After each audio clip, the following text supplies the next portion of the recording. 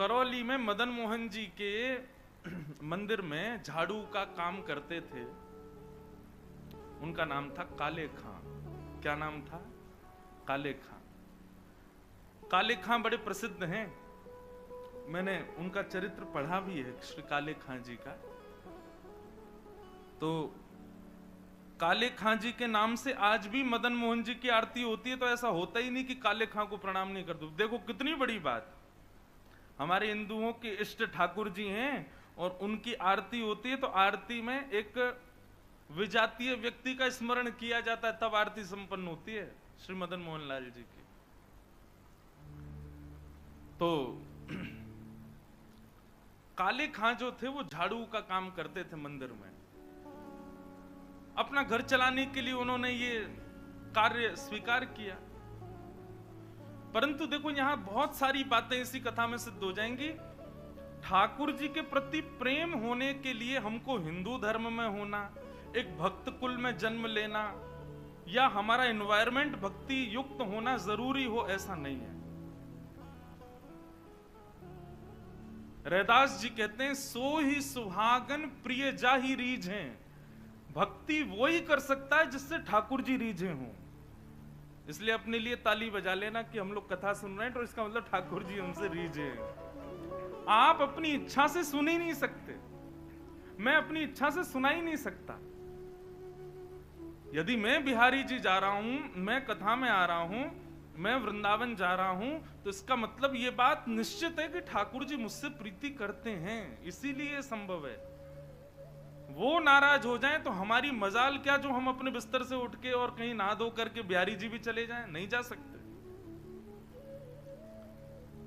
वो अपनी महफिल में हमको दाखिल कर लेते हैं, अपनी आंखों के आगे हमको खड़ा कर लेते हैं, इसका मतलब वो भी हमको देखना चाहते हैं, इसीलिए। तो काले खां एक विजातीय व्यक्ति, हिंदू भी नहीं था, केवल अपने घर को चलाने के लिए झाड़ू का काम करता था मंदिर के पास। इसी बहाने उसको कभी कभी मदन मोहन जी दिख जाते थे। अब देखते देखते, झाड़ू लगाते लगाते, अब उसकी आदत में आ गया कि अब वो बिना श्याम सुंदर को देखे रह नहीं पाता। रोज मंदिर में जाता, झाड़ू लगाता और पीछे सीढ़ियों पे ही खड़ा हो जाता। अंदर तो जाने की उसको अनुमति नहीं थी। तो वहीं से भीड़ जब इधर उधर होती थी तो बीच में से थोड़ी सी झांकी श्री मदन मोहन जी की उसको दिख जाती थी। मानो उसको ऐसा लगता था उसका हृदय परम शीतल हो गया हो, परम आनंदित हो गया हो। धीरे धीरे भक्ति प्रस्फुटित होने लगी हृदय में।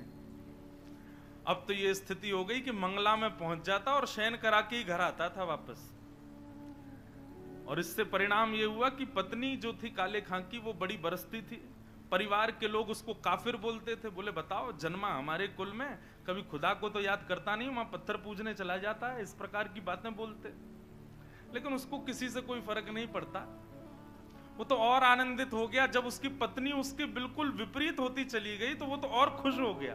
बोले बढ़िया है, जो बीच में दोपहर में भोजन करने घर जाता था, अब उसका भी मन नहीं करता मेरा। क्यों? चिक चिक करेगी, लड़ेगी मुझसे, इससे बढ़िया मंदिर में पड़े रहो। अच्छा एक बात कहें, मैं अपनी कथा में कहा करता हूं, हमारे संबंधी यदि अनुकूल हों तो ये बिहारी जी की कृपा, लेकिन हमारे संबंधी यदि प्रतिकूल हों तो ये समझो बिहारी जी की डबल कृपा है। कथा में 3 प्रकार के लोग आते हैं।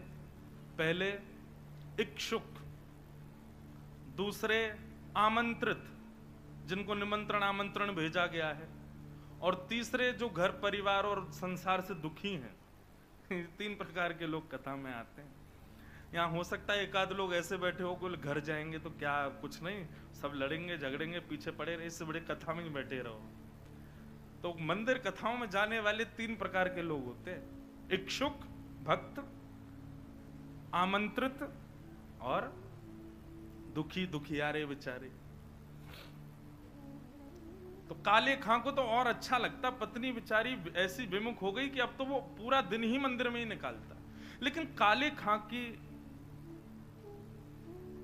व्यवहार धर्म में एक पीड़ा थी कि उनको कोई संतान नहीं थी। घर परिवार के लोग सब उसको बहुत डांटते थे। बोले अरे तू खुदा को भजा कर, वो तुझको संतान देंगे, वो तेरे को बेटा देंगे, तू किसको भजने चला जाता है, खुदा को पुकारता ही नहीं है, इसीलिए तो तेरे बालक नहीं हो रहा।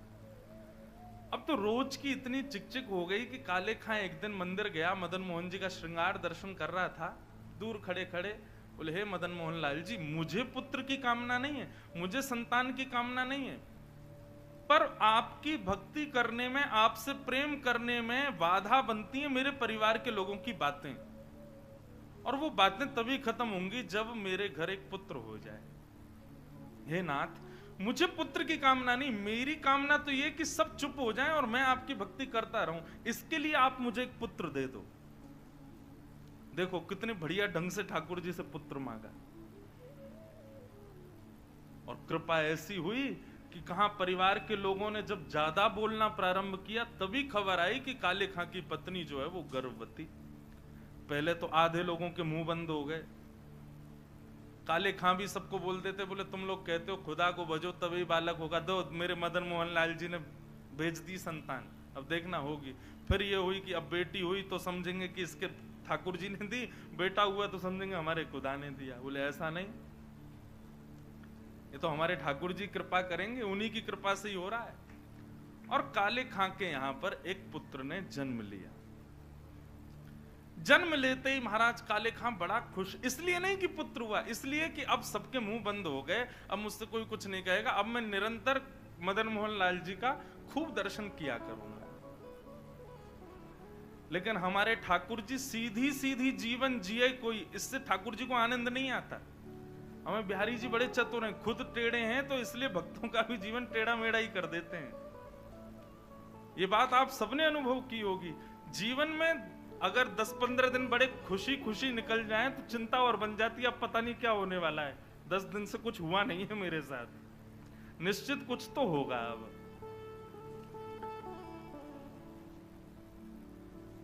काले खां का पुत्र 8 वर्ष का हो गया, सब आनंदित था, काले खां बड़ा प्रसन्न।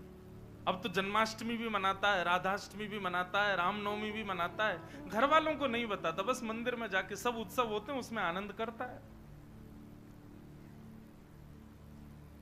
8 वर्ष का बालक काले खां का यमुना जी के तट पर, नदी के तट पर कहीं खेल रहा था अपने मित्रों के साथ, और एक सर्प ने उसको डस दिया।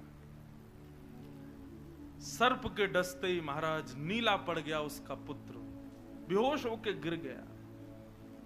बालक दौड़े दौड़े गए काले खां के घर, काले खां तो मंदिर में था, उसकी पत्नी को जाके बताया।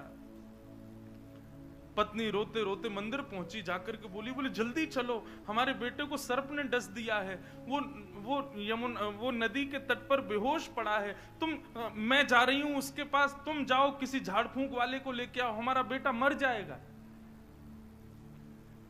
लेकिन काले खां व्यस्त था ठाकुर जी की श्रृंगार आरती में, श्रृंगार आरती हो रही थी।